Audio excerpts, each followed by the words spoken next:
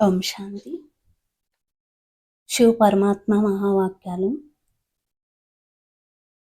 అయితే పిల్లలందరూ బాబాని అడుగుతున్నారంట, బాబా మేము ఇప్పుడు ఏం సేవ చేయాలి అని.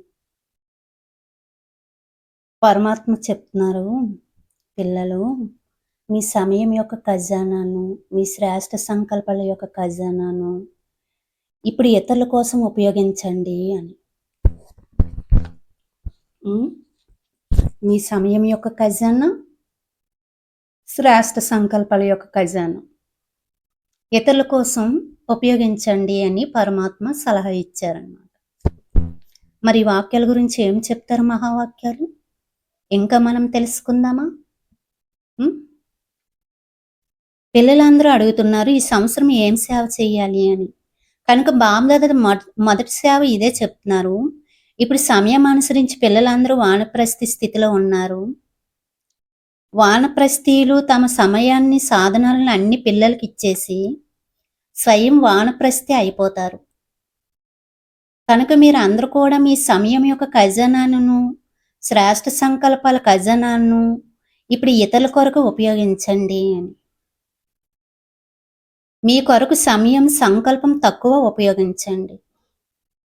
ఇతరుల పట్ల ఉపయోగించడం ద్వారా స్వయం కూడా ఆ సేవ యొక్క ప్రత్యక్ష ఫలాన్ని తినడానికి నిమిత్తం అవుతారు. మనసు సేవ, వాచ సేవ మరియు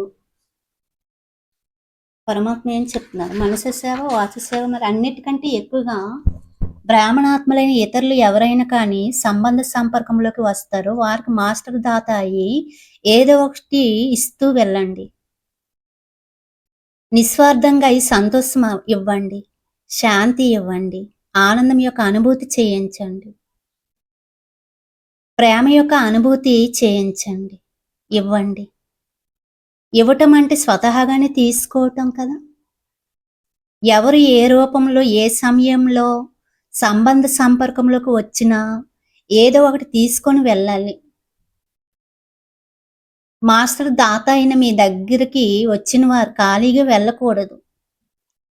బ్రహ్మబాబాని చూశారు కదా, నడుస్తూ తిరుగుతూ కూడా ఏ బిడ్డ ఎదురుగా వచ్చినా ఏదో ఒక అనుభూతి లేకుండా ఖాళీగా వెళ్ళలేదు.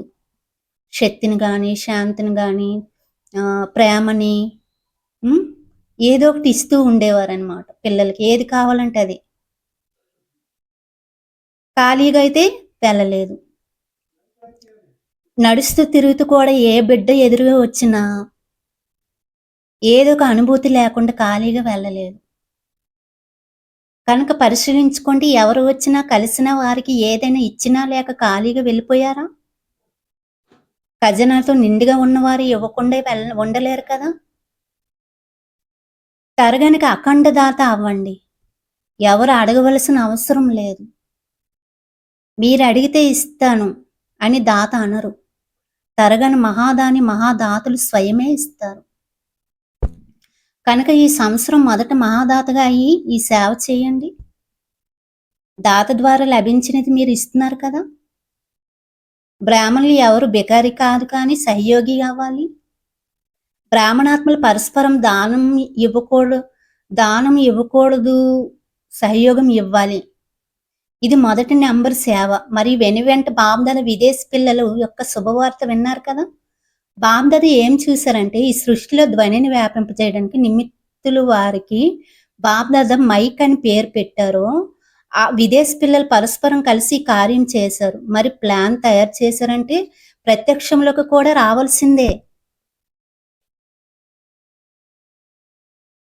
కానీ భారతదేశంలో 13 జోన్లు ఉన్నాయి. ప్రతి ఒక్క జోన్ నుండి తక్కువలో తక్కువ ఒక విశేష నిమిత్త సేవదారు తయారవ్వాలి. వారిని మైక్ అనండి, లేదా ఏమైనా అనండి, కానీ ధ్వని వ్యాపింపజేయడానికి ఎవరో ఒకరు నిమిత్తం చేయండి. బామ్దాద చెప్పింది తక్కువలో తక్కువ, కానీ ఒకవేళ పెద్ద పెద్ద దేశాలలో ఈ విధంగా నిమిత్తంగా అవ్వాలి. కేవలం జోన్ వారు కాకుండా పెద్ద పెద్ద దేశాలలో కూడా ఈ విధమైన వారిని తయారు చేసి ప్రోగ్రామ్ చేయండి. బాబ్దాద విదేశీ పిల్లలకు మనసులోని శుభాకాంక్షలు ఇస్తున్నారు. ఇప్పుడు నోటితో కూడా చెప్తున్నారు. ప్లాన్ ప్రత్యక్షంలోకి తీసుకొచ్చి ముందు బాబ్దాద ఎదురుగా తీసుకువచ్చారు అని. బాబ్దాదకు తెలుసు భారతదేశంలో అయితే ఇంక సహజము అని. కానీ ఇప్పుడు క్వాలిటీ సేవ చేసి సహయోగులను సమీపంగా తీసుకురండి. చాలా మంది సహయోగులు ఉన్నారు. కానీ వారిని సంఘటనలోకి మరింత సమీపంగా తీసుకురండి అని అంటున్నారు పరమాత్మ. క్వాలిటీ సేవదారులను తీసుకురమ్మంటున్నారు అనమాట పరమాత్మ. మైక్ చేయమంటున్నారు. నిమిత్తంగా చేయమంటున్నారు. పరమాత్మ యొక్క ధ్వనిని అంతా వ్యాపింప చేయమంటున్నారు తీవ్రంగా పరమాత్మ. అచ్చా